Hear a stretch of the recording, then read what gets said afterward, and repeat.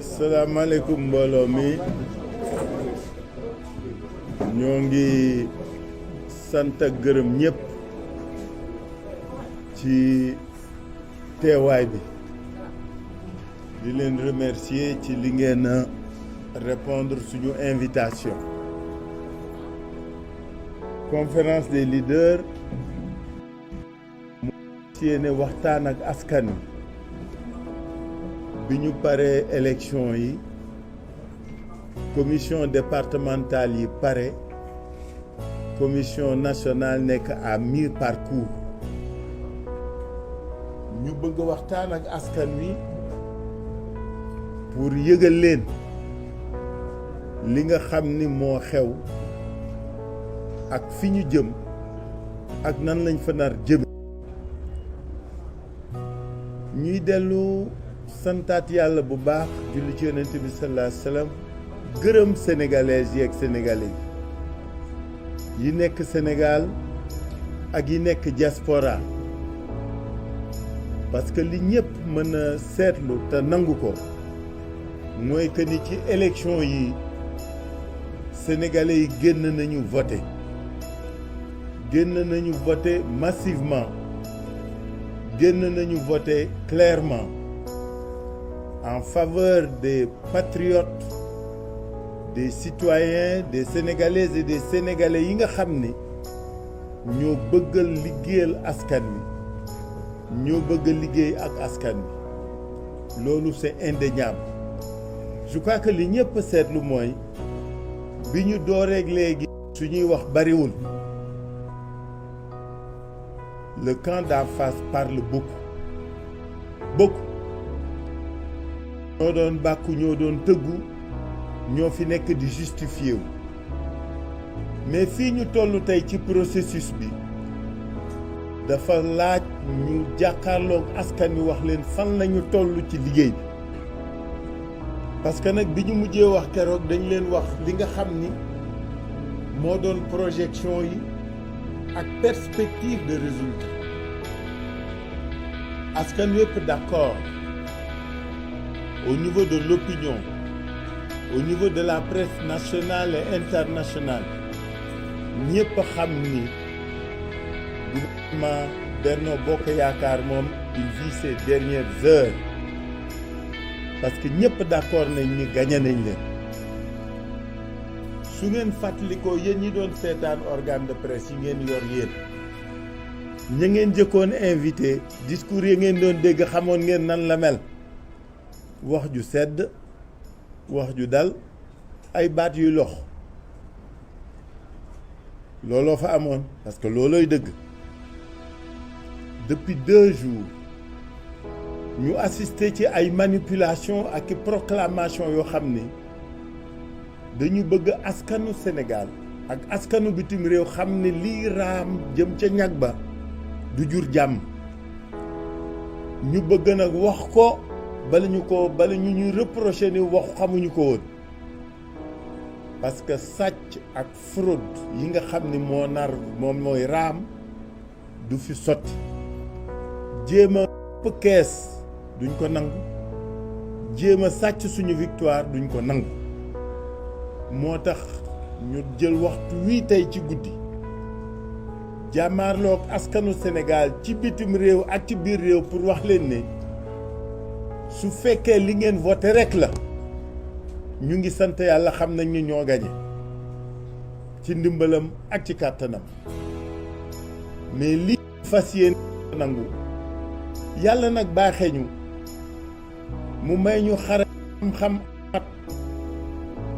ne xam nañu luy élection xam nañu réew mi nan lay voté xam nañu réew mi ñi fay voté ak vote bi nan lay demee fii dara beesu fi pour ñun li nga xam ni kay moo fi bëgg a law te duñ ko nangu mooy li amoon 2017 am 2019 am 2021 bëgg am 2022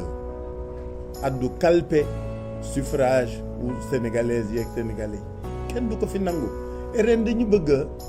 bu kenn wax ni ñii dañu bari histoire wala dañu bëgg xuloo wala dañu bari fitna kenn yeewu fi fitna ñi fi yee fitna wala bëgg yee fitna mooy ñi bëgg a jalgati loolu lañ ni duñ ko fi nangu loolu mooy du fi amee et ça coûte ce que ça coûte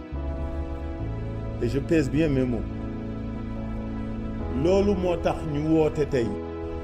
pour waxtaan ak yéen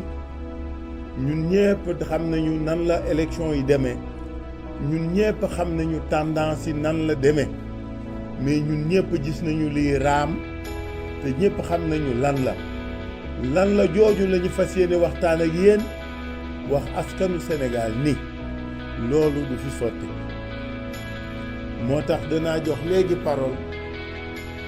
Déthié Fall mi nga xam ni mooy suñu mandataire moom moo suivre travaux commission départementale yi avec nos représentants et c'est lui-même qui siège au niveau de la commission nationale suñu paree ñu jox Gakou Malick Gakou le président Malick Gakou mu wax su paree Adja Aïda Mbodj wax su paree Moussa Tine wax parce que ku nekk ci ñoom da nga fa am volet boo xam ni toppagoo ko ci li xew nga fas yéene ci waxtaan ak sénégalais yi ci kàddu yu gàtt na mais ci kàddu yu leer parce que bi ñuy mujjee wax fii man dama yaakaaroon ni suñu gaañ yi suñ fi jógee président wala chefu majorité Benno dana ni ay la yëwan ren moom d'accord nañ ni perte nañu man loolu laa yaakaaroon mais malheureusement je me rends compte qu'ils sont incapables de fair play politique et démocratique te am na lu kenn dul nangu donc ma jox parole bi Déthié Fall pour mu wax Ousmane Sonko mooy mujj wax d'accord allez Déthié.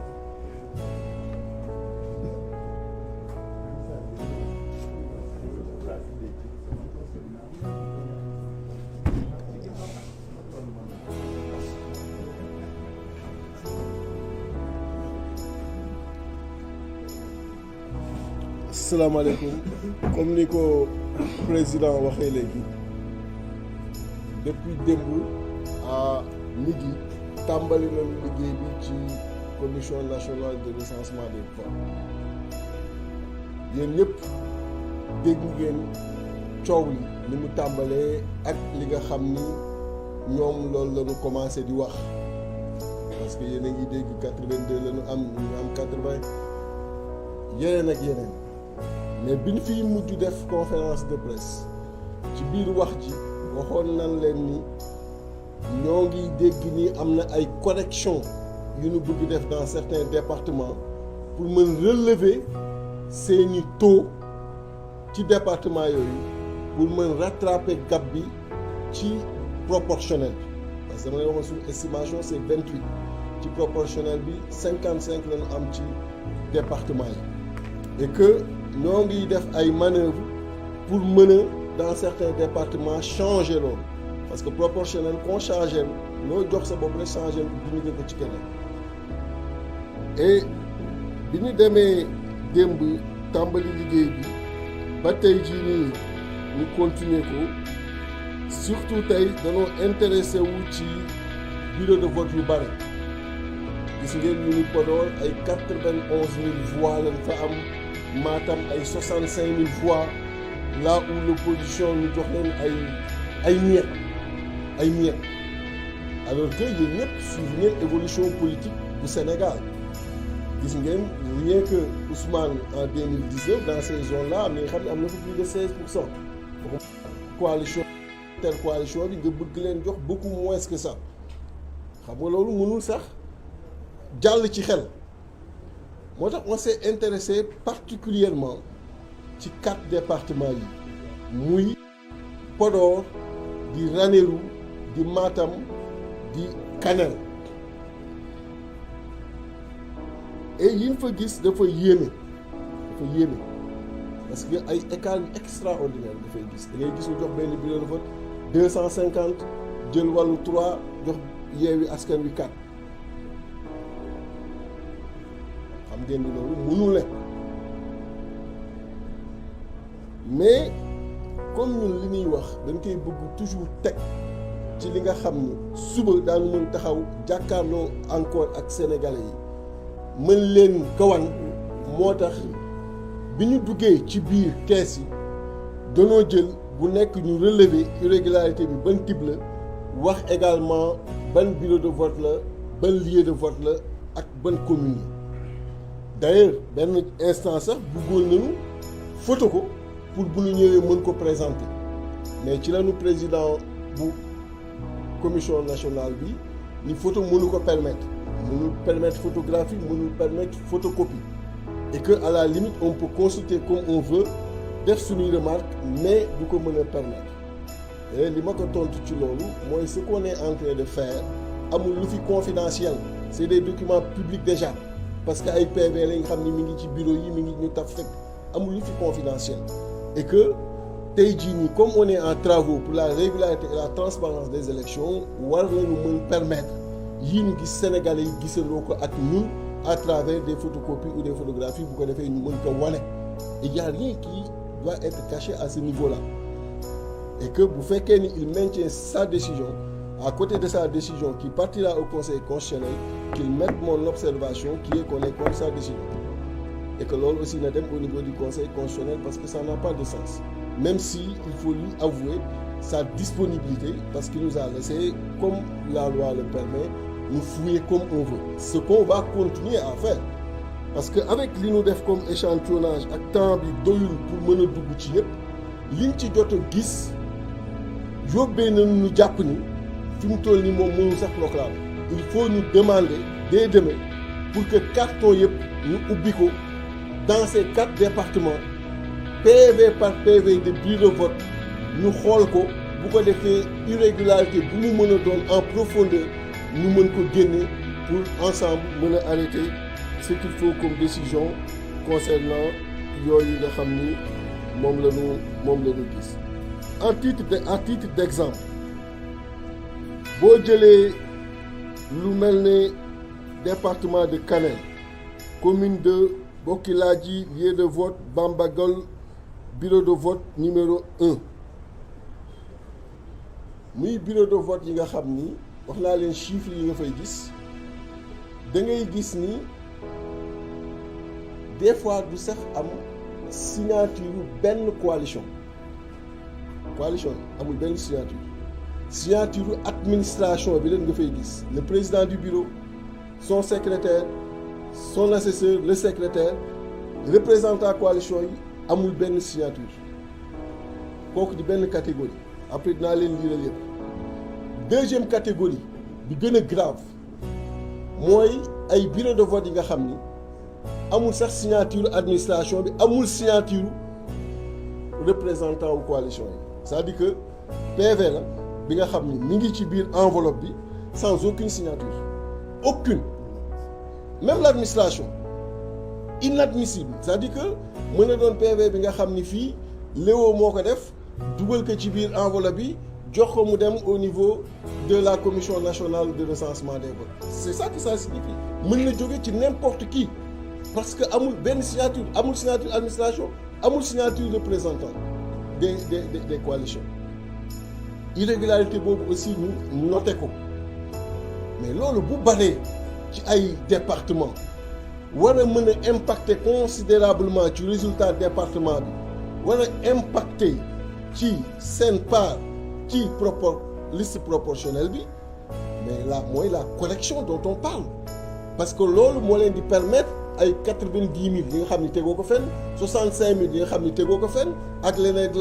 ak leneen nga ni j'ai plus de 120 000 130 000 yu ma jël voix yu ma tegul fenn c'est ça qui te donne 2 députés de plus sur la proportionnelle et qui diminue 2 députés de la proportionnelle pour l'intercoalition Yewwi Wallu donc c'est cet exercice-là et j'ai lu un bureau de vote tout à l'heure mais je vais vous lire yi ñu gis yëpp yi nga xam ni ci type d'irrégularité yooyu nga ci noté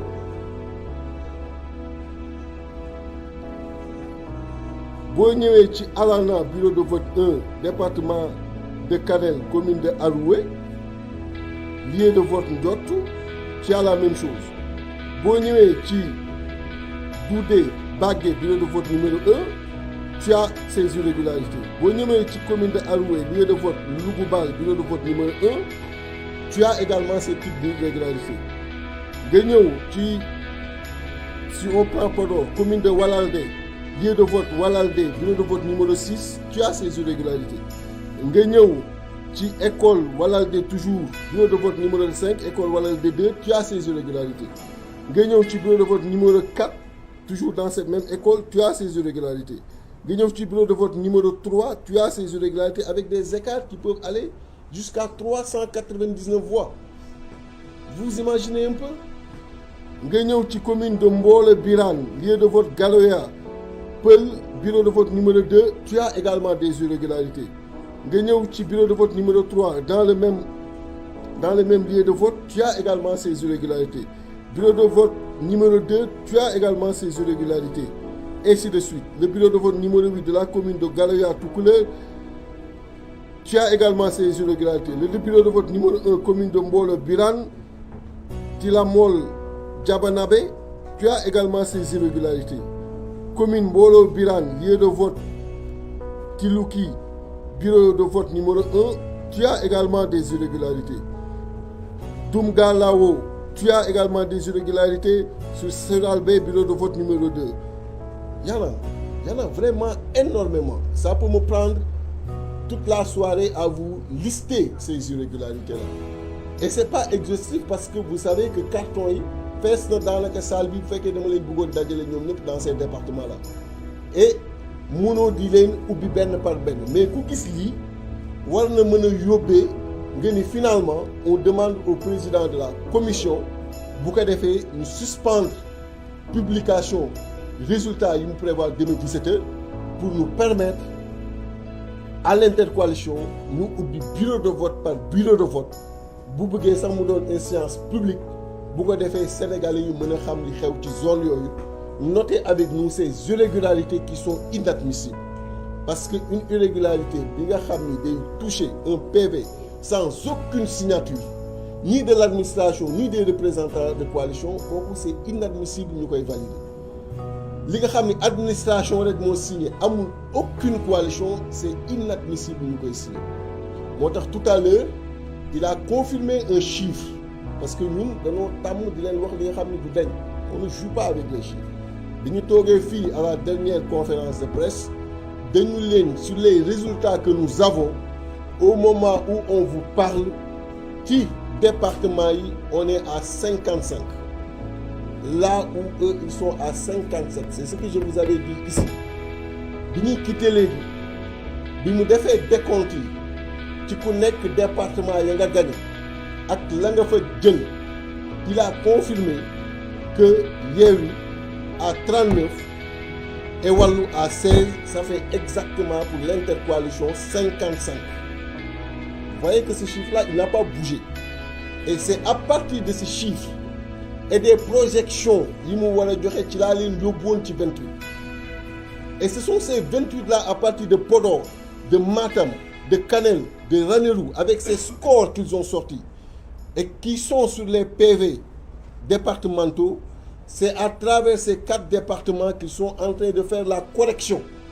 parce que le chiffre bi ñu fay am day donne un nombre de députés sur la proportionnelle qu'ils vont s'attribuer pour nous les arracher ces députés-là c'est ça moo tax comme noté nañu irrégularité yi te ce sont ces irrégularités qui font que à Podor nga am 91 000 qui font que à Matam nga am 65 000 est-ce qu'il y a lieu de proclamer ku nekk ci proportionnel bi ñaata nga am moo tax bi ñu demee ba foofu ñu ni que mënu koo wax léegi proportionnel bi tu nous as confirmé sur les listes majoritaires parce qu'on ne badine pas avec les chiffres mais ces irrégularités que nous avons notées si elles doivent être traitées elles vont impacter nécessairement sur la proportionnelle donc la proportionnelle ne peut être lue qu'après traitement de ces irrégularités et la profondeur de ces irrégularités va impacter en profondeur sur la répartition ci liste nationale bi et voilà mais demain inchallah on va demander que ñu ubbi carton yëpp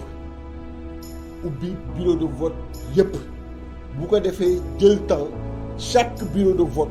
bu bëggee mu doon sax séance publique ñu taxaw si ku nekk gis la nga ca gis luñ ciy valider ñu valider ko avant que muy dem au niveau du conseil constitutionnel parce que ñoom ils ont la possibilité de supprimer des bureaux de vote mais ils n'ont pas la possibilité de supprimer un scrutin dans un département ou bien de reprendre le vote. Ça, c'est de la compétence du Conseil constitutionnel. Donc voilà en résumé li nga xam ni moom lañ fa liggéey ak lañ fa gis lan fa wax ak li nga xam ni moom lañ fa nar a continuer parce que Sénégalais yi mënuñu mobiliser voter pour ñun ba pare par d'autres voies tey jii Macky Sall bëgg ko récupérer d'autant plus que boo defee même ci daw ñoom ñu génne ko boo defee le cumul en absolu des suffrages de Yewwi plus Wallu on est devant eux on est devant Benno Bokk Yaakaar même ci seen yi ñuy dawal ñoom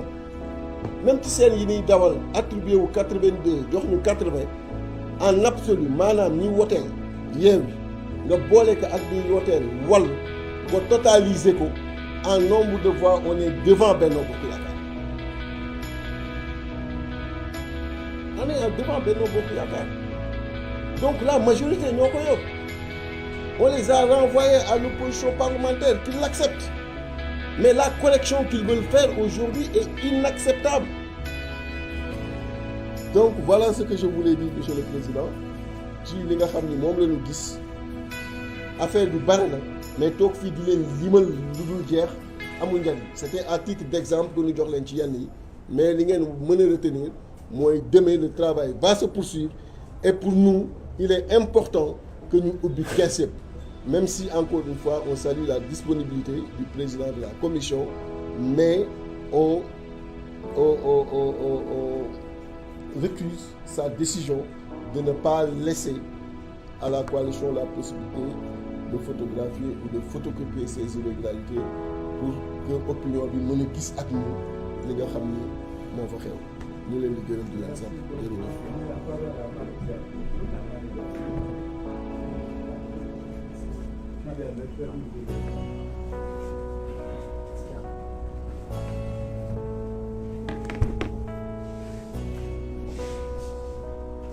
Merci. Je voudrais à mon tour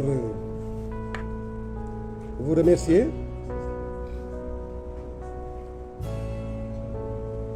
Le monde entier sait parfaitement qu'à travers les élections législatives du 31 juillet 2022, que le pouvoir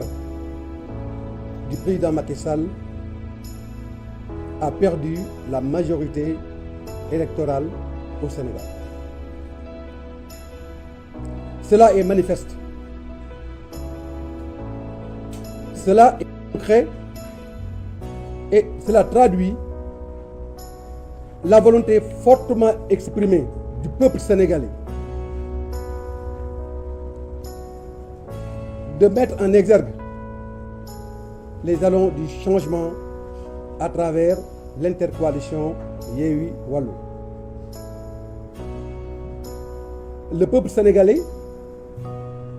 mû par la défense intrinsèque de ses intérêts supérieurs, mais également pour faire dessiner à notre pays les contours d'une démocratie réelle, à même de générer les conditions de satisfaction de la demande et des besoins des populations pour un développement harmonieux, mais également pour l'intégrité, la souveraineté et des perspectives de rayonnement économique et social de notre nation. Le peuple sénégalais a donné la majorité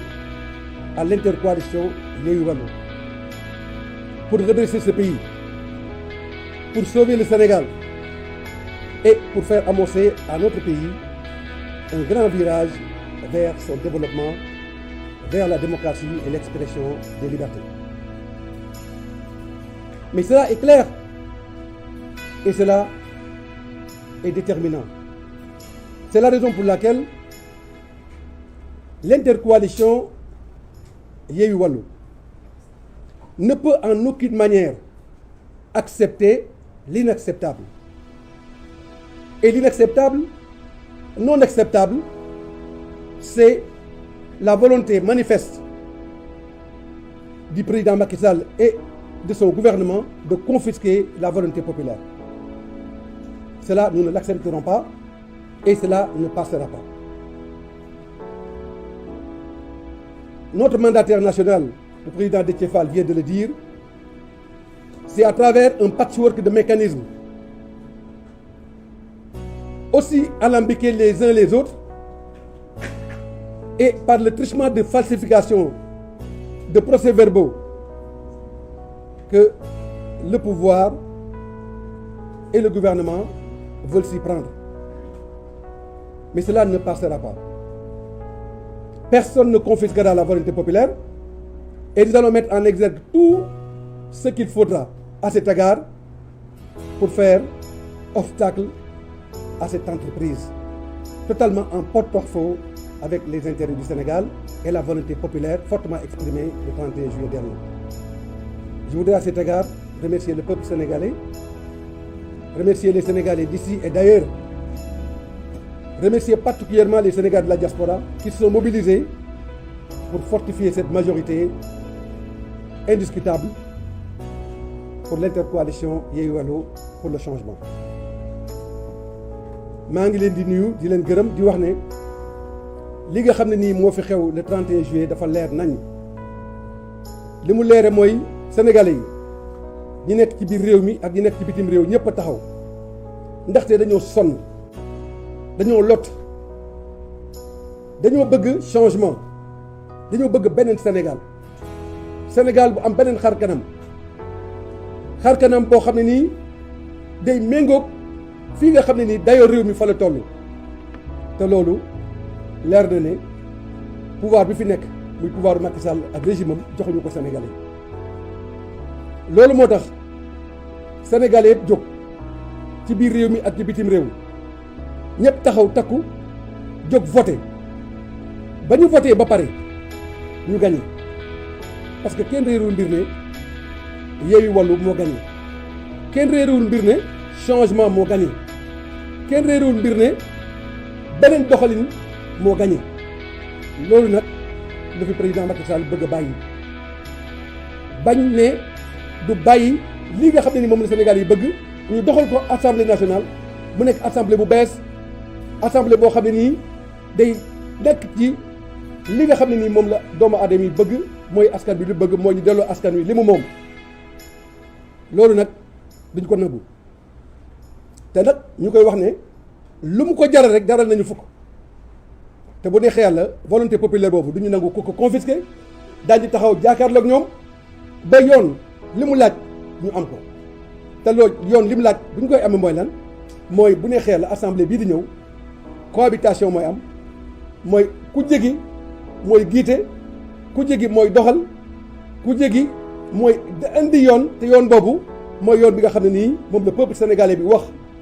coalition intercoalition Yewwi Wallu pour que ñu doxal pour que Sénégal am beneen xar kanam maa ngi leen di gërëm di leen sant.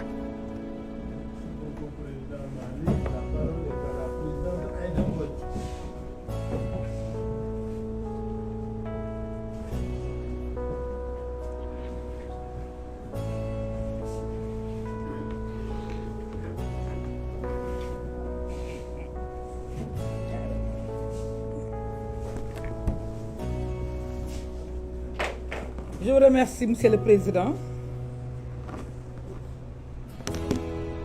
Asalaamaaleykum ñu ngi leen di nuyu man dama jàpp ni tête de liste Benno Bokk Yaakaar bi muy wax ci saasi ak patam-patam ji mu doon def pour gaaw wax nombre de départements boobu rek la avoué défaitam te loolu langage d'initié la c'est un langage codé qui s'adressait à son clan. C'était un appel au secours. Dès lors, son clan s'est organisé et a déclenché le processus de fraude. En quoi faisant? En organisant les 4 départements que sont Matam, Ranérou, Kanel et Podor. Un PV sans signature de représentant, c'est un produit de la fraude, c'est de la fraude pure. Ça veut dire que c'est un PV tombé de nulle part, fabriqué, produit, qui participe à ce processus de fraude. Processus de fraude boobu boo calculer te loolu du waxuma la ñun les acteurs politiques mais dañu war a xam ni Yewwi Askan Wi population yi peuple bi moo ko adopté mais au-delà du peuple c'est une question de vote c'est-à-dire ñi nga xam ni ñoo calculer différentiel bi nga xam ne ñoo nekk entre ces 4 départements ba muy 240 000 voix ci coefficient wu 60 241 ça va faire 4 députés moom il s'est mis à raconter dans son appel au secours il leur dit moi je n'ai que des départements où on compte 1 2 1 2 1 2 donc débrouillez-vous pour nous trouver dans la fraude 4 députés. On ne peut pas laisser passer. Le peuple ne laissera pas passer. Le peuple va s'opposer à cela, à cette fraude massive. Parce que ce vote-là, c'est le vote du peuple. C'est le vote qu'on n'a pas acheté. C'est le vote bu sell la. Vote bi vote bu sedd la. Du vote bu ñu jënd, du vote bu ko ànd ak corruption, du vote ay transfert, du vote dara. Vote la boo xam ni c'est la volonté populaire. Donc moomatuñ ko. Ñun li ñu am rek pour def ko mooy on a toujours servi ce peuple. Et par rapport à ce service Déthié amatuloo droit dellu gannaaw parce que tu es en train de servir le peuple comme tous les autres membres de Yewwi Askan Wi comme ñi waroon campagne wax ak peuple bi comme ñi doon diriger liste bi comme notre tête de liste comme le président de la conférence des leaders comme ñun ñëpp dañoo servir le peuple permettre au peuple de s'exprimer de façon claire permettre au peuple de dire à Macky Sall doy na permettre au peuple de dire à Macky Sall sonn nañu permettre au peuple de dire à Macky Sall que nous sommes souverains, nous sommes autonomes, nous avons le droit de dire oui, nous avons le droit de dire non.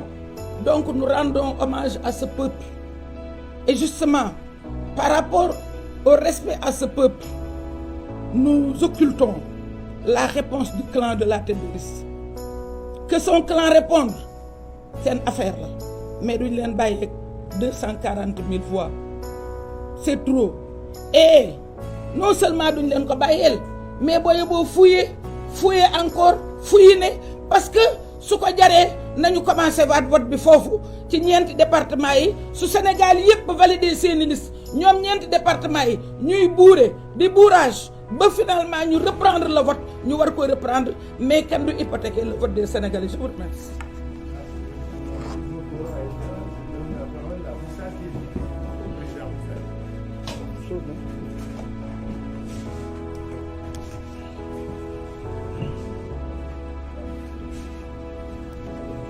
Alors, je pense que àdduna moom nit bu ci jom jógee rek dara desatu fa. Je pense que foofu lañu toll. Je pense qu'il faut quand même qu'on revienne à des fondamentaux. Nit bu ci jom jógee dara desatu fa. Mag ñi nag daan ñu koy yare waaye xamuñu woon lu muy tëdd. mënoo ñëw ñuy dem élection nga calomnier ñi jàpp ñi rendre ñi inéligible Sénégal yi ne ñoom la ba tey nga invalider suñu liste Sénégal yi ne ñoom la nga transhumer suñu responsable Sénégal yi ne ñoom la nga accater suñuy convoi def la neex Sénégal yi ne ñoom la ba léegi ñu ñëw ba tey ñu gañe la nga dem wutiwaat ay pox ndoll yooyu jaar pour retourner waat la victoire jëlaat victoire bi gis nga démocratie dafa am lu am solo la dernière expression de la volonté populaire en démocratie dafa am solo aujourd'hui Macky Sall benn problème la war a am mooy di xalaat ndax damay démissionner wala ndax damay continuer De Gaulle pour moins que ça De Gaulle a démissionné et c'était même pas une élection c'était un référendum mu dem il n'a pas obtenu la majorité qu'il voulait moo xam ne maintenant il ne peut plus gouverner ce pays-là parce qu'il est en situation de minorité il est parti en 1968, il a quitté le pouvoir. C'était le héros de la Seconde Guerre mondiale. Nous, ici, aujourd'hui, dans les mêmes circonstances, on va vivre une situation extrêmement difficile. Pour la première fois au Sénégal, on va avoir une majorité présidentielle qui est différente de la majorité parlementaire. Bon, en France, quel est l'homme politique? Parce qu'il faut beaucoup de valeurs, il faut beaucoup d'humilité, il faut beaucoup de partage, il faut beaucoup de concertation pour gérer une situation comme le Sénégal aujourd'hui. Au lieu d'une préoccupation, c'est pour sortir mon pays de cette passe-là. Et en tous les cas de figure, tu n'auras pas la majorité. Il y a quelque chose qui doit interpeller un homme politique. En tout cas, bon, un esprit démocratique. Dès lors que tu te rends compte que tu es minoritaire dans le vote populaire, parce qu'en démocratie, il n'y a qu'une seule chose qui compte, c'est la majorité populaire. Vous ne l'avez plus. Macky Sall ne l'a plus. Il a perdu à la fois la majorité populaire et il a perdu aussi la majorité parlementaire. Les deux choses, il y a un. Donc, moment d'introspection, et il ne faut pas qu'on vienne nous dire non, c'est lui le problème du Sénégal, c'est personne d'autre. Même quand il fait transhumer des gens, ici et là, il perd quand même l'élection.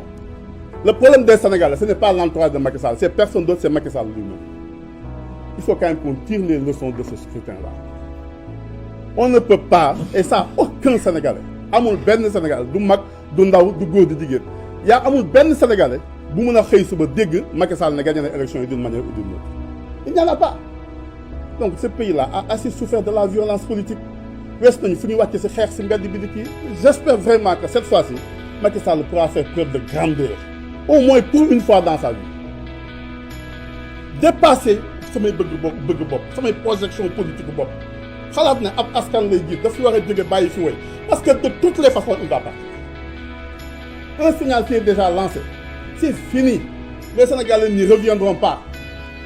Donc, maman, il y a beaucoup de gens qui ont nga xalaat xool nan lay def ba génn waaye yow xalaatoo lu nan lay sàcce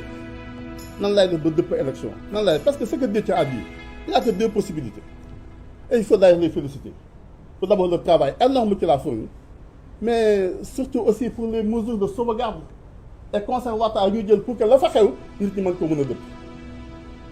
du ñu ay xale ay magum jëmm lañ ko seqal ñaar rek moo mën a nekk ou da ngeen def burage d'urne ou bien ay bureau fictif la parce que bureau bu amul président bu signé procès verbal mënul nekk ci élection bureau bu amul assesseur bu signé mënul nekk ci élection bureau bu amul benn membre du bureau du vote y a personne d'autre personne n'a signé le procès verbal comme on dit comme dafa jekk ci loolu on a dit peut-être que léew sax moo ko def wala keneen na ko def et vous osez vous dans une commission départementale statuer sur un procès verbal bu mel noonu bu kenn signé wu. Quelle est aussi la probabilité pour que dans un lieu précis benn parti politique nekkul ci bureau de vote on a dit bureau de vote entre des fonctionnaires qu'est-ce que c'est simplement personne d'autre n'est là. Écoutez les Sénégalais am na loo xamante ne war nañ ko xam nag mën nañoo nangu leen nanguwaat lii nanguwaat leen nanguwaat mais am na benn instant boo xamante ne am na loo xamante du jàll. gis nga dañuy wax souvent ne yàlla day bind nga effacé mu bindaat nga effacé waat mu bindaat nga effacé waat waaye bu ñettee yow sa bopp lay effacé. Démocratie aussi ça fonctionne comme ça gis nga askan day bind nga effacé mu bindaat nga effacé waat ñetteel bi yow dañuy effacé et c'est ça qui risque d'arriver dans ce pays-là. Nous sommes dans un moment trouble dans un moment de réflexion boo xamante ne am na lu ñu war a bàyyi xel am na lu mun a nekk ak lu mënut a nekk. Nous avons été très responsables durant cette campagne-là. Nous avons accepté d'aller en campagne. Le metti nit ñi d'accord c'est nos suppléants qui les ont battus oui parce que c'est ça que le peuple a décidé. En démocratie il n'y a qu'une seule vérité la vérité du peuple seul détenteur de la souveraineté initiale. Ce peuple-là a parlé. Il a dit voilà ce qu'il veut. yéen laa bëgg ngeen représenté au niveau de l'Assemblée nationale joxoon naa Macky Sall lépp joxoon naa ko majorité présidentielle joxoon naa ko majorité parlementaire au lieu mu utiliser ko pour gouvernement mu jàpp di jël ay nit di tëj ci kaso bi di rey ay nit di détourner alal di jaay bien askan bi jaay suñu pétrole jaay suñu gaz jaay suñu géej comme le dit notre tête de liste askan bi ne bii yoon nag bëggatuma loolu xam nga lu ma bëgg dama bëgg nga nekk assemblée président de la République ma jël ñeneen ñëw assemblée nationale di la saytu. Cette volonté du peuple-là est irrévocable et indiscutable. S'il veut aller à l'encontre de ça, bon, mon c'est beaucoup moins un problème avec le peuple sénégalais. Merci beaucoup.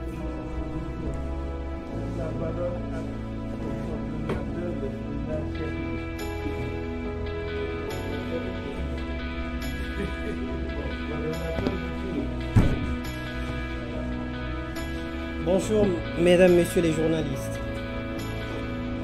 Dans le prolongement de mes prédécesseurs, vous conviendrez avec moi que le voleur a été attrapé. La main dans le sac, exactement. Le 31 juillet, je dirais même le 1er août, puisque la tragicomédie que nous avons assistée au niveau de la galaxie du cheval a été jouée le 1er août. Lors de cet épisode,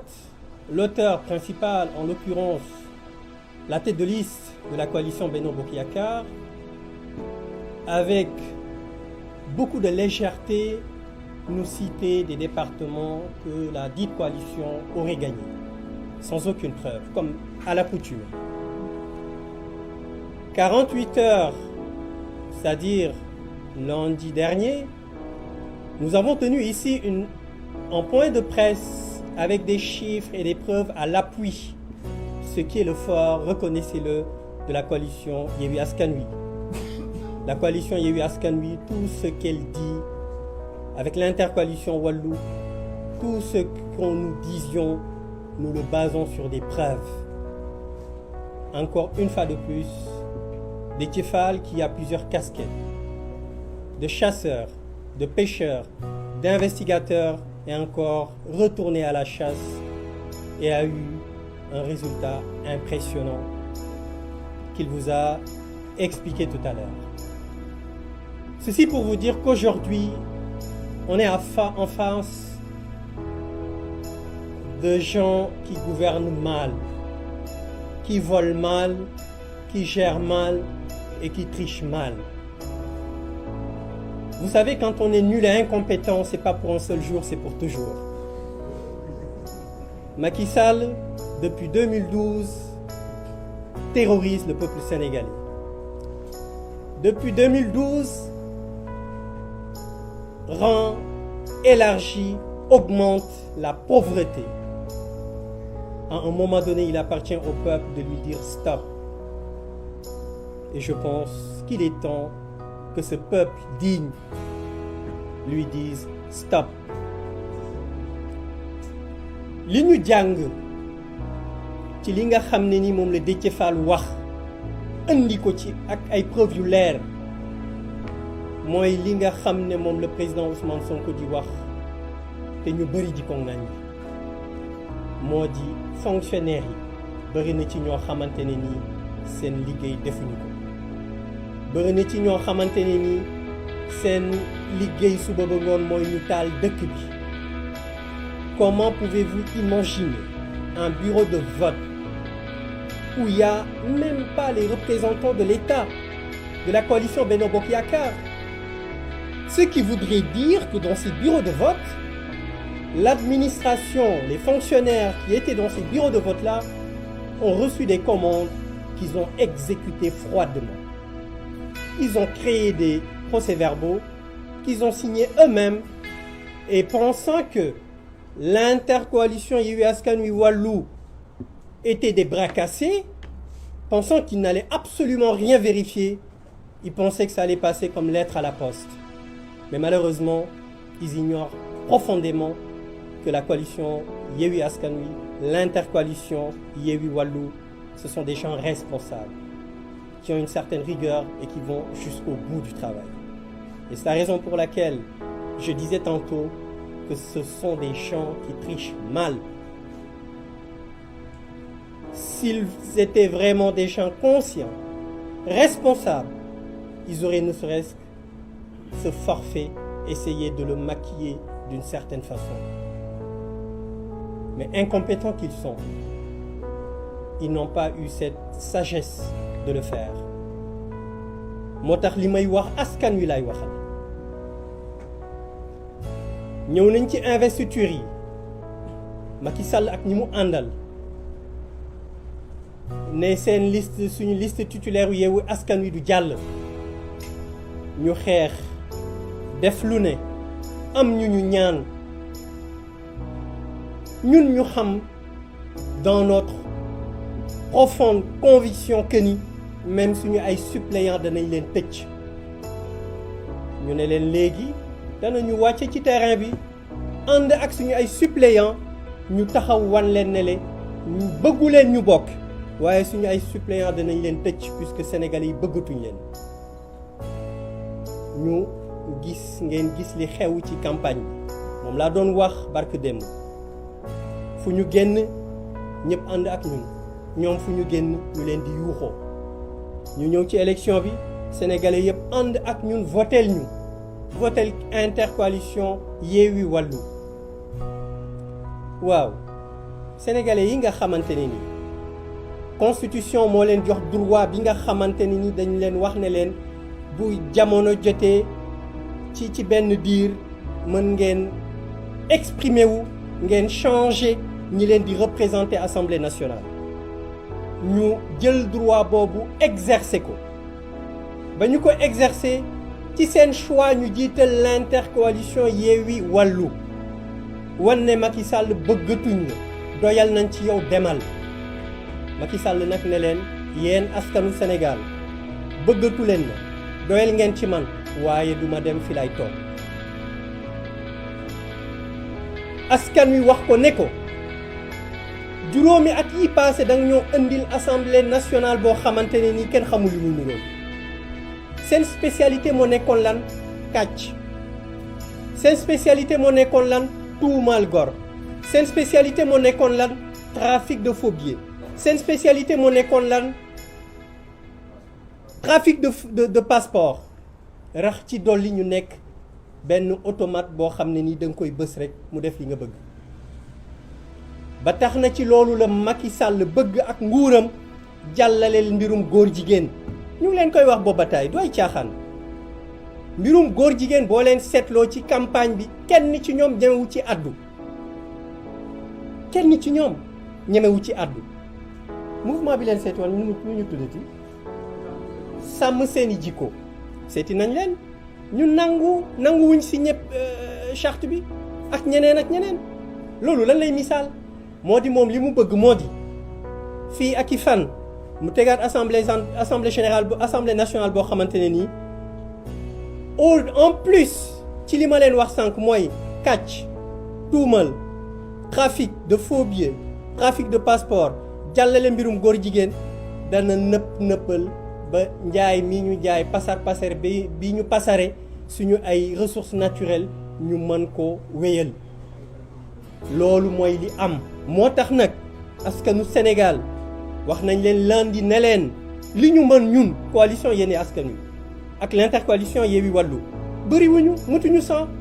donte ñun ñëpp dañu bokk ci ay parti ak ay organisation li ñu mën mooy lan sécuriser vote bi sécuriser les procès-verbaux waaye victoire bi yéen a ko moom boobu victoire ñun rek mënuñ ko défendre ñun rek mënuñ ko préserver yéen askanu Sénégal yéen a ko mën a préserver bu leen ko defulee Macky Sall li leen yàlla sutural ci wàllu ressources naturelles la ca des as tuut dana ko jaay ba mu jeex tàkk vous n'aurez que vos yeux à pleurer mbirum góor jigéen est-ce que xam ngeen lu gën a tax mbirum góor jigéen nar fi ñu bëgg ko fi saxal parce que gis ngeen occidentaux yi dañu jàpp ni fii ak at yii ñuy jëm ci kanam population Afrique de façon générale danañu am benn développement exponentiel boo xamante ne nii doole bi yëpp Afrique lay nekk et pour ñu mën a tënk jeunesse boobu pour ñu mën a noot jeunesse boobu il faut ñu def ba jeunesse boobu majeure partie yi nekk ay góor jigéen ba góor jigéen yooyu ay lobby la yu nekk Occident donc Occident dana jëlaat amaat la main ci jeunesse su Afrique donc loolu moo tax ñuy wax suñu yaay yi di ko wax suñu pap yi di ko wax suñu nijaay yi di ko wax suñu mag yi ne leen jóg leen taxaw xam nga lu war a dakk ci dëkk bi injustice jaay doole bundu xatal loolu moo fi war a dakk te loolu c'est pas l'intercoalition moo fi war a mën a jëlee mais askan wi moo fi mën a jëlee d'autant plus que askan bi wane na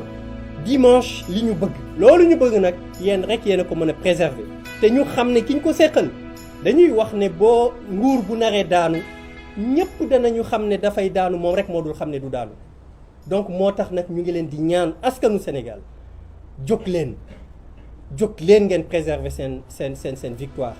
yéen a ko mën a préserver kii ñu ko seqal li muy def gis ngeen ko teg ngeen ci seen bët il va aller jusqu'au bout même s'il sait qu'il va cogner le mur il le fera parce que deseetul dara li mu yàq bëri na li mu def ci njuuj njaaj bëri na loolu la bëgg nag nu mu ko nëbbe ba mën a génn ci nguur gi ni mu gën a waaye ñu ngi koy xamal ne ko l'intercoalition Yewwi Wallu dinañ ko wax ne ko fii ba mu fiy jógee mbir mi ci fu leer lay tegu bu fi jógee it ci lu leer la ñuy teg lépp lu dëng danañ ko joyanti ku takkal danañ la traduire te dañuy wax c'est très simple sàcc nañ jàpp nañ leen mais sàcc kay dañ koy sanctionner su fekkee ne justice su Sénégal bëgguñ leen sanctionner yéen peuple bi yéenay cour bi nga xam ne ni yéenay cour suprême yéen a gën a kawe ci cour yi yéen rek yéen a ko mën a sanctionner wasalaamaaleykum wa rahmatullah.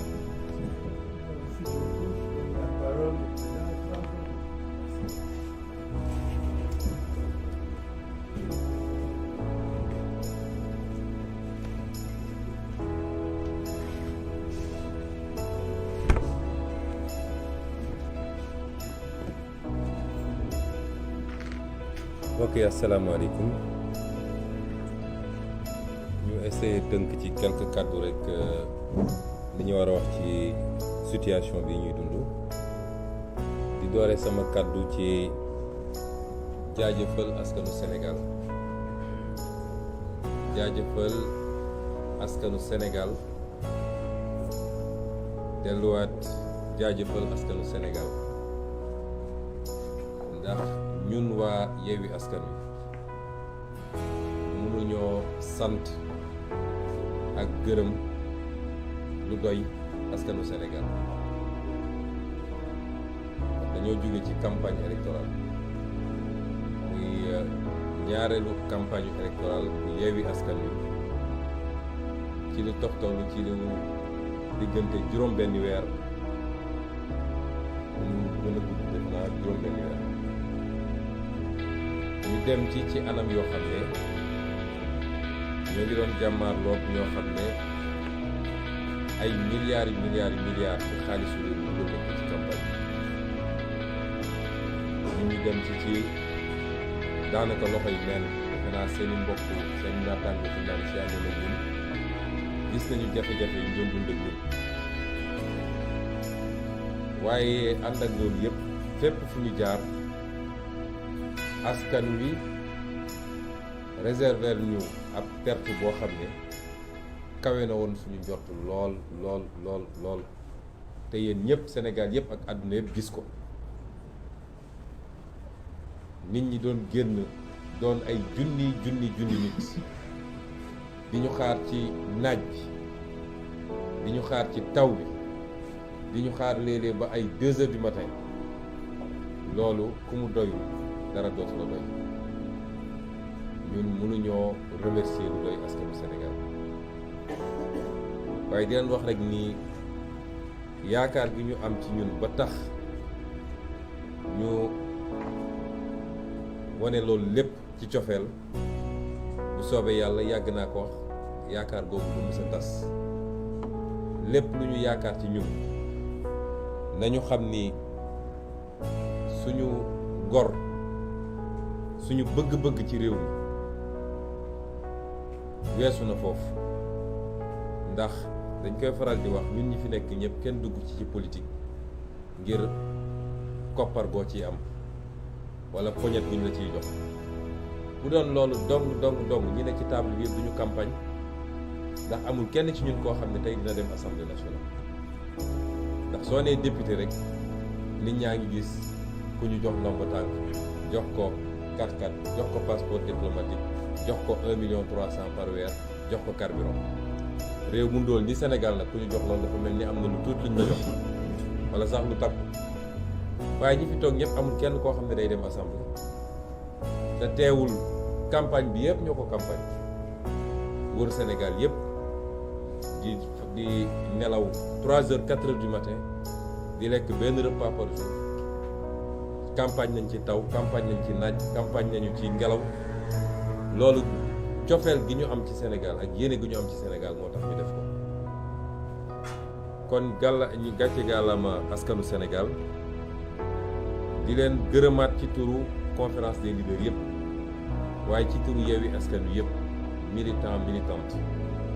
dinaa jagleel nag ngërëm bu spécial jeunesse su Sénégal parce que ñun bi ñuy commencé politique dafa am lu ñu bëggoon mooy fexe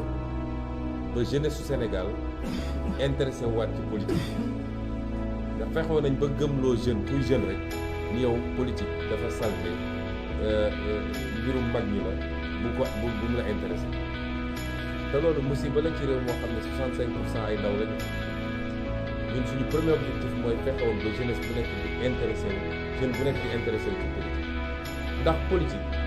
mooy ni ko tubaab bi waxee rek mooy li xew ci sa jamono ak sa société nga fexe ba sa loxo nekk ci lépp lu koy defar nga bekk nga fekkee ko c'est l'art de la gérer la société loolu mooy politique liñ leen mësa woon yëpp du politique ndax nit ñi sàcc alal réew mi jënd ay militants loolu du politique dige loo dul def loolu yëpp du politique moo tax ñun Yewwi Askan Wi ànd ak askan wi ci boppam contrat moral bi ñu bëgg a séq ak askan wi mooy fexe ba defaraat politique ndax yonent yi sax dañoo politique su politique bonoon yonent du politique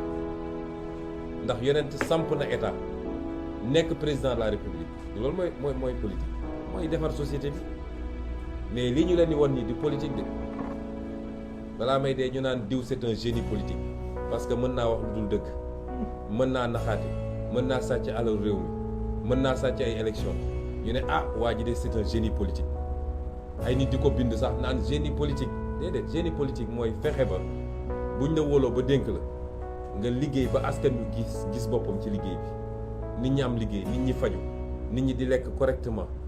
ak yeneen loolu mooy génie politique boo gisee américains yi jël seeni président ay mag yi ay Lincoln ay truc di leen teg fu sori parce que ñooñu dañoo def loo xam ne ba léegi ñoom ñuy gis jeexital bi ci liggéey bi waaye njuuj njaaj rek ñu naan waa ji moo ay ci politique waa ji politicien la ñun de suñuy doom ak suñuy sët dañoo bëgg ñu am beneen image ci politicien mooy kuy defar ku bëgg réewam gëm réewam jiital intérêt réewam ci lépp loolu mooy politique kon contrat moral boobu ñu seq ak askan wi moo andi lii ñu am ci élection bi ndax élection bi gagné nañu ba du lu ñuy laam-laamee c'est-à-dire même configuration actuelle bi ñu nekk rek wala ni élection bi gagné nañ ko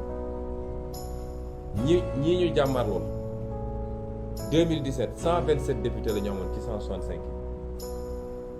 127 députés su ma koy xayma ci wolof mooy téeméer ak ñaar fukk ak juróom ñaar ci téeméer ci soo dajalee député yëpp téeméer ak juróom benn fukk ak juróom ñoom loolu la ñu amoon ñenn ñi nga xam ne duggoon nañu assemblée ci beneen anam ne ay indépendant lañu di rocceeku benn di dem di leen fekki ba daanaka bi mandat bi di jeex nii gëm naa ni waroon nañu mat ñoom 140 députés soo seetee non inscrits yi demoon fekki leen képp du toll donc ku yoroon lu toll noonu ci assemblée bi ñu génn tey ngay xeex naan am naa 82 wala aw ma pour am majorité 83 nga war a am kon élection bi ñàkk nañ ko ba noppi ak lu mun ci am kon ñun ñu ngi sant yàlla gërëm askanu Sénégal ndax bi ñuy sumb élection bi kenn jàppul woon ni dina demee noonu d'autant que nag li gën a yéeme ci mbir mi mooy équipe bee moo leen duma remplaçant moo leen duma ndax ba tey ji Sénégalais yu bëri soo leen ne kan tête de liste bi officielle bi ñu bëri xamuñu ko équipe bee moo leen duma kon équipe A bu compétiroon fu ñu jëm loolu moo doy waar ci mbir mi ñun ñu ngi dellu sant yàlla bu baax di wax nag ni défaite bi mënoon na gën a garaaw ci ñoom bu dul woon yenn yi nga xam ne am na bokk na ci intercoalition Yewwi Wallu dox na bu baax nag waaye desoon na tuuti ñenn ñu ko comprendre ndax soo jëlee fu mel ni Louga ñi sànnil carte Wallu bu ñu juumuloon ba sànnil ko Yewwi ñun ñoo gagné Louga avec plus de 2000 voix d'écart noonu la amee ci Mbour noonu la amee ci Bounkiling nga xam ne ñoom waa Yewwi suñu juumul woon dem voteel Wallu ni ñu ko waroon defee ñoom ñi ngi am écartu 700 voix te ñi voteel Yewwi foofu te waroon voteel Wallu 900 lañu. kon bu amuloon incompréhension yooyu ci ñenn ñi tey fii ñu toog di wax sax naan est-ce que majorité am na wala déet kenn du ko wax. kon ñoom daanuwuñu dañu xalangu bay mbërëgu loolu moo am kon lan moo tax sénégalais yi voteel Yewwi ak Wallu ak lan moo tax ñu sanctionné leen loolu dafa baax ñu rappeler ko parce que vote bu nekk dafa war a am explication de vote dañu war a xam li tax lii am néew ma damaa nekk ci boppu sénégalais bu nekk waaye ñun pendant 14 jours wër nañu Sénégal dafa am discours bu ñu tenir Sénégal discours boobu dafa am première partie déconstruire et deuxième partie proposer lan la ñu déconstruire mooy fàttali nañu Sénégalais yi Macky Sall depuis fukki at ak benn mi ngi ci bopp Sénégal lan mooy bilan Macky Sall bu ñu mën a teg mooy dóore tëje complot pour liquider des gens joxe ay instructions ñu rey ay nit ci ay manifestations lan mooy bilan Macky Sall mooy yàq justice bi yaxeet ba tey amul benn sénégalais bu naw justice du Sénégal lan mooy bilan Macky Sall mooy dund gi cher na ba sénégalais yi fi mu ne nii sonn nañu sonn boo xam ne kenn mënu koo wax lu doon jar fukk tey mu ngay jar ñaar fukk wala ñaar fukk ak juróom lan mooy bilan sénégalais yi Macky Sall bi mooy faju jafe na ci réew mi faju jafe na ci réew mi non seulement cher na mais jafe na ci réew mi lan mooy bilan sénégalais Macky Sall bi mooy njàng mi sooxe na ci anam goo xam ne maar d'Italie lan mooy bilan Macky Sall mooy liggéey amul ci réew mi rawatina ndaw ñi chômage endémique ñiy génn chaque année ci marché du travail moins d'un dixième ñoom ñoo mën a am insertion pour am liggéey ñi ci des ñëpp suñu dawalul Jakarta ña nga toog ci grand place yi lan mooy bilan Macky Sall mooy li ñu yàlla wërsëgale ci ay ressources ay richesses nga xam ne moom la ñu waroon nag jàpp ndax yàlla bu la tàccoo comme ni ñu koy waxee nga sàggan ba keneen ñëw fecc ko yàlla jox ñu pétrole jox ñu gaz jox ñu zircon jox ñu phosphate jox ñu géej goo xam ne lu teg nga ci Macky Sall jël yépp jaay ko tubaab yi ba tey jii ay 10% la ñu am en terme de part ba pare ci répartition production yi lañ cey am lu néew la mënoon naa ko ne di lim waaye lii lenn rek la waaye li ci gën a garaaw mooy lan mooy bilan Macky Sall mooy li la première richesse du Sénégal parce que première richesse du Sénégal du or du zircon du pétrole du gaz ay réew am nañ ko avant ñu fii biir Afrique te tey Sénégal la gën a avancé lan mooy différence bi mooy jàmm ji ñu am paix sociale ak cohésion sociale kenn mosu fee waxu xeet kenn mosu fee waxu diine kenn mosu fee féewale ay région ñetti président jaar nañ fi balaa Macky Sall kenn mosul dégg débat yooyu léegi la ñuy doog a dégg débat yooyu kon loolu mooy bilan Macky Sall te noonu lañ ko présenté Sénégalais loolu lañ ne il faut mu dañ fi lan la ñu teg à la place et ñu ne leen woon nag loolu mën nañ ko dooree assemblée nationale bi moom mooy gouverner waaye cër bu am solo bi mu am mooy voter loi ndax loi te loi nag mooy société ku fi nekk ci presse loi moo ne lii mooy code bi nii la ñuy amee licence nii nga war a defee lii mooy cahier de charge bi loi mooy wax naka la ñuy dawalee oto ci tali bi loi mooy wax ni sàcc baaxul ku ko def ñu teg la lii loi mooy wax ni pour am carte d'identité sénégalaise fii nga koy jaar waaw suñu nee loi boobu fii lañ koy voté kan moo mën a ne foofu amul solo cim réew ñaareel bi mooy assemblée nationale mooy voté budget bi te budget nag wax dëgg yàlla suñu nee 6 000 milliards nga am cim réew ñu ne budget bi moo koy tasaare lan mooy dem ci njàng lan mooy dem ci paj lan mooy dem ci napp gi lan mooy dem ci mbay mi lan mooy dem ci emploi ak yeneen kooku nga nekk cër boobu du cër bu am solo cim réew ñu ne lan mooy rôle assemblée nationale encore ñu ne assemblée nationale mooy caytu nu ñu yoree réew mi contrôler action gouvernement kon loolu dañ ma wax ni loolu amul solo cim réew ñu ne lan mooy rôle assemblée nationale ñu ne rôle de représentation mooy député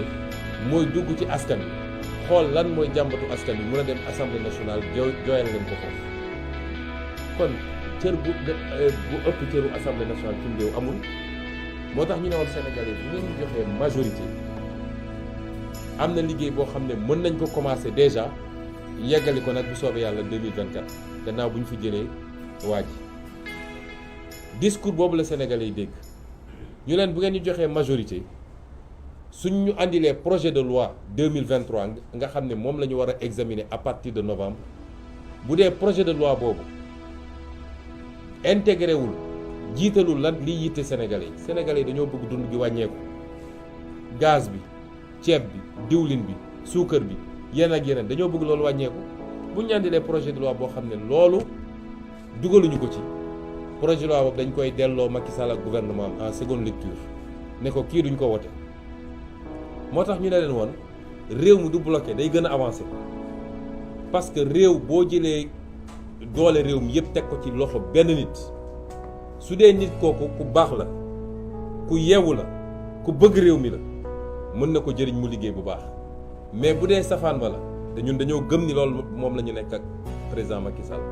réew moomu ci guuta lay dëkk te loolu pour nga rectifier ko mooy il faut li tubaab naan le pouvoir limite le pouvoir il faut nga jël beneen doole jox ko ñeneen bu ko defee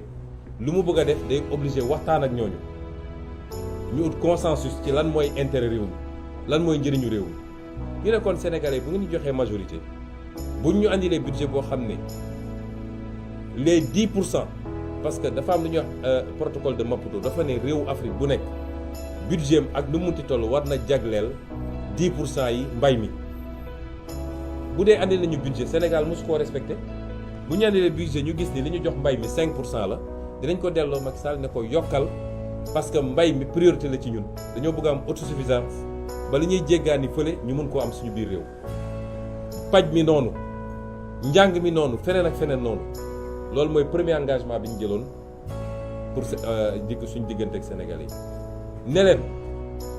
dinañu voté ay loi yoo xam ne dina delloo si yéen yi nga xam ne Sénégalais yi dañ koo namm soxla ko Cheikh Tidiane yu mu wax na léegi lu jëm ci lu nar a yàq suñu société yàqeet te muy agenda boo xam ne tubaab yi ñu ko bëgg a imposer ñu jël ci engagement signé charte bi dugal ko suñu biir programme mooy lépp lu jëm ci borom ñaari tur yi ñu ne leen dinañu def fonction de représentation ndax nag këpp kees bi bëri na ci réew mi poste li fa xew gis ngeen ko port autonome li fa xewoon gis ngeen ko dégg ngeen dossier ArcelorMittal dégg ngeen les 1500 milliards du TER dégg ngeen ñu ne leen nag dinañ taxawal ay commission d'enquête parlementaire boo xam ne dinañ leen woo ñoom ñu ñëw layoog ñun ñu leeral mbir ba mu leer ba pare def ko publiquement askan wi xam ni lii moo xew ci alalu réew du cox du da ngaa soxor wala da ngaa bëgg waaye réew pour mu dox kenn ku ne suñ la dénkee lañ la dénkoon il faut nga rendre compte réew mi nii laa koy réew loolu dafa am solo ci démocratie pour mu dox ñu jël engagement yëpp ak yeneen yu ñu jël suñu diggante ak réew lii lépp su ma ko fàttalee ndax dañ ko wax ko ci campagne bi dama bëgg ñu fàttaliku lan moo tax sénégalais yi voté contre Macky Sall ak lan moo tax sénégalais yi voté pour ñun intercoalition Yewwi Wallu vote boobu nag mbokk yi moom la Macky Sall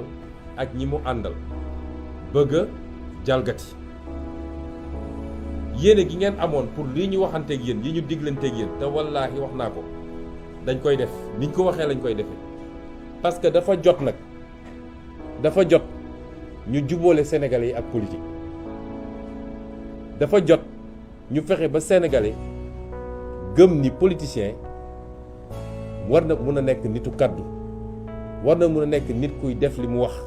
war na mën a nekk nit koo xam ne réew mi rek moo ko ñor waaye duggul ngir alal li sénégalais yi sanctionné mooy benn type politicien ku ñëw ne opposant la ñu voté la jox la mandat maire nga wëlbatiku dem ne jaay naa ko Macky Sall ñu ko defoon ñëpp perte nañu bureau bi ñu voté sax dañ koo perte sénégalais yi dañoo am seen fulla kenn gënu leen yeewu loolu nag dafa jot ñu woon sénégalais yi ni loolu jeex na ci réew mi loolu la Macky Sall bëgg a confisquer moo tax duñ ko nangu te bëgguñu xalaatuñuy sénégalais yi nañ ko nangu fi mu ko bëgg a jaare Déthié Fall leeral na ko mooy li muy def fële ci Fuuta ñeenti département Podor Kanel Matam ak Ranérou foofu la ko bëgg a def ndax ma bëgg a leeral benn mbir nag mbir mi du affaire nett ku bandum nañu bàyyi wax yooyu waa Fuuta bu leen neexoo ñu voté 100% Macky Sall am nañu sañ-sañ bi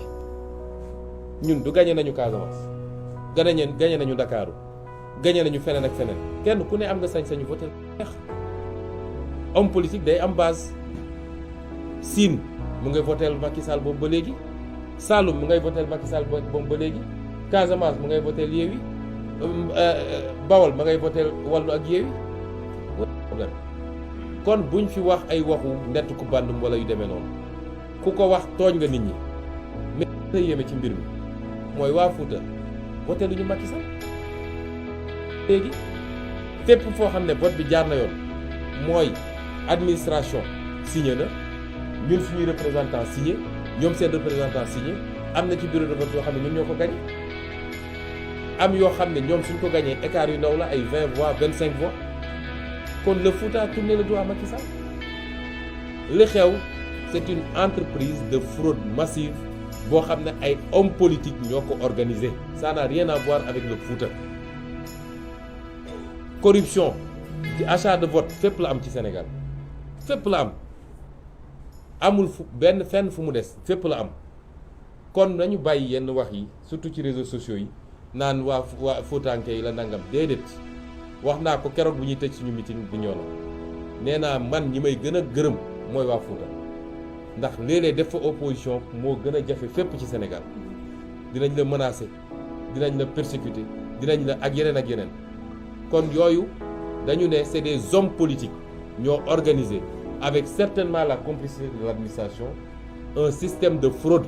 mais ça n'a rien à voir avec le Fouta loolu la ñu bëgg a wax ma ne tentative boobu nga xam ne dañoo bëgg a confisquer suñu vote loolu la ñu ne duñ ko nangu ki may njëkk a lancer appel nag mooy président Macky Sall moom ci boppam dafa am mbir di toll un homme doit savoir être grand surtout nag boo nekkee homme d'État un homme doit être républicain doit rester au-dessus de la mêlée parce que àdduna du dul jeex amut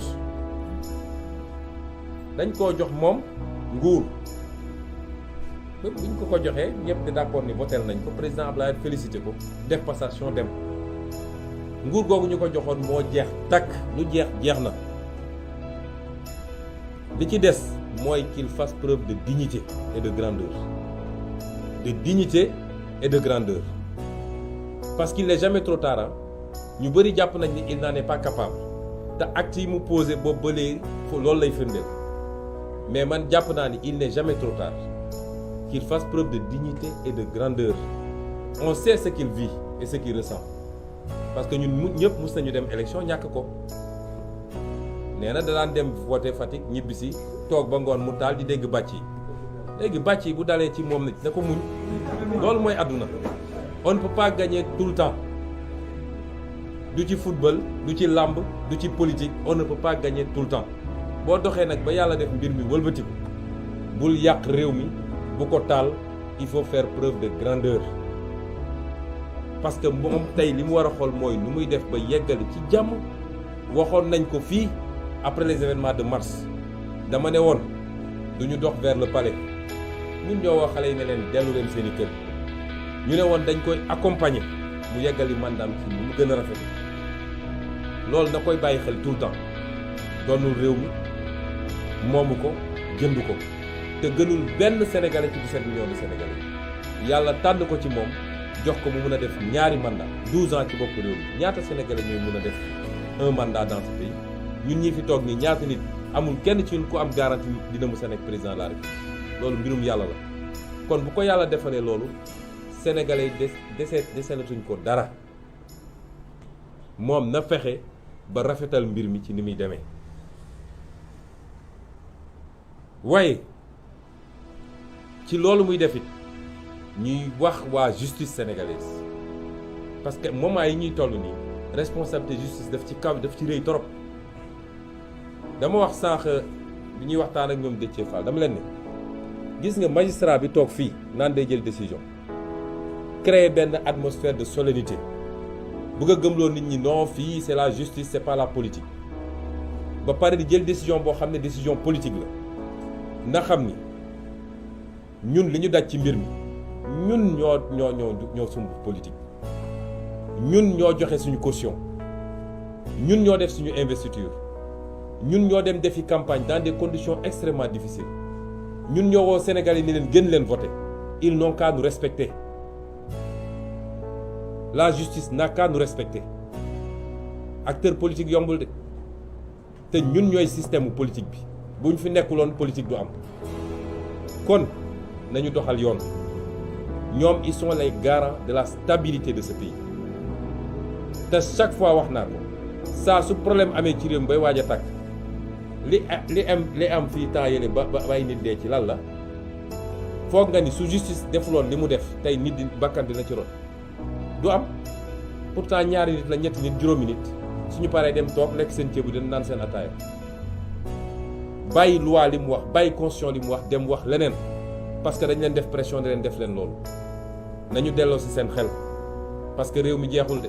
commencé gul bay jeex te am na yenn yu fi doon am dootul am ñun menacé wuñu kenn nag mais def lu taal réew mi après toogaat mel ni dara amuloon nga continuer loolu dina jeex ci réew mi kon ñuy lancer un appel à la justice li xew Fouta xam nañ ni loolu du élection il y a pas eu d'élection au Fouta c'est une mascarade te la ko andi yëpp mooy ñoom nu ñuy def ba rattrapé wu wax nañ ko suñu communiqué démb parce que ñoom lu ñu def suba ngoon jot fu ñu toog réunion ñun dinañ ko yëg objectif bi Macky Sall sant Antoine Diome mooy fexeel ba egg 82 députés parce que certainement am nañu garantie que dina am kenn peut-être ci plus fort yi peut-être ci suñu biir ñun am na ñu leen garantir ni dinañ leen mottali le 83e peut-être loolu la ñu am moo tax lu ñuy def ba li ñu amul ci liste départementale yi seen quotient seen voix ci quotient yi mënu leen ko may naka la ñuy def bay gonfler les chiffres au Fouta chiffres yooyu moo leen di permettre ñu rattraper 2 députés ou 3 députés loolu mooy exercice bi ñuy def nii moo tax ñu ne justice bi na jël responsabilité ce qui s'est passé là-bas c'est pas une élection te mënuñu koo nangu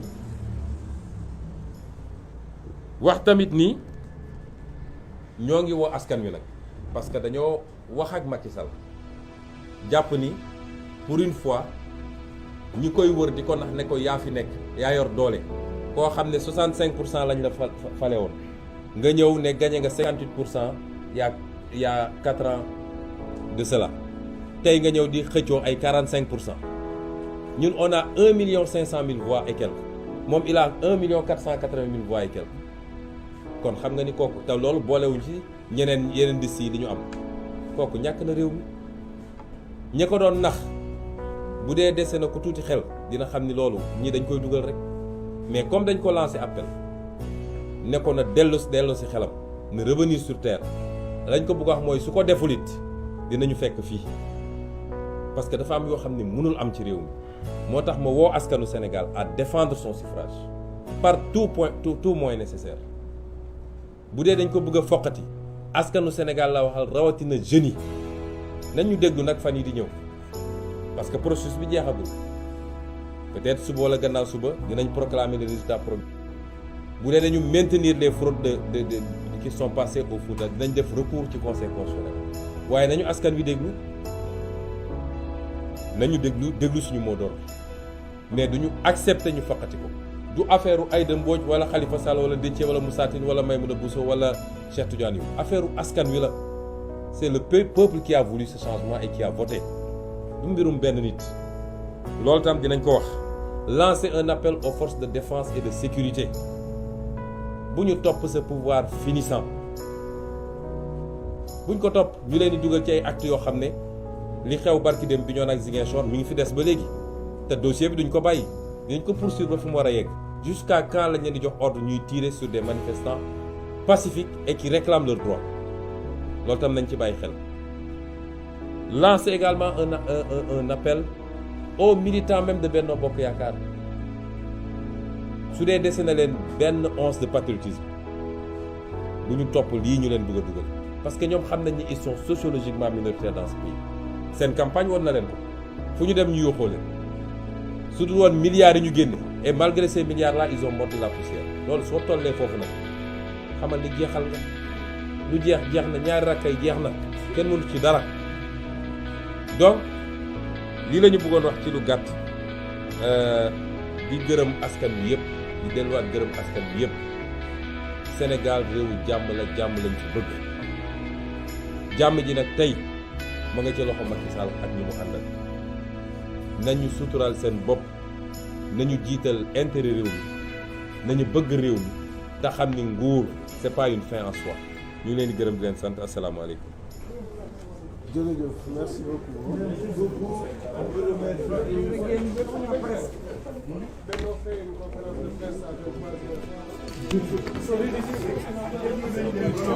C'est l'opposition maintenant.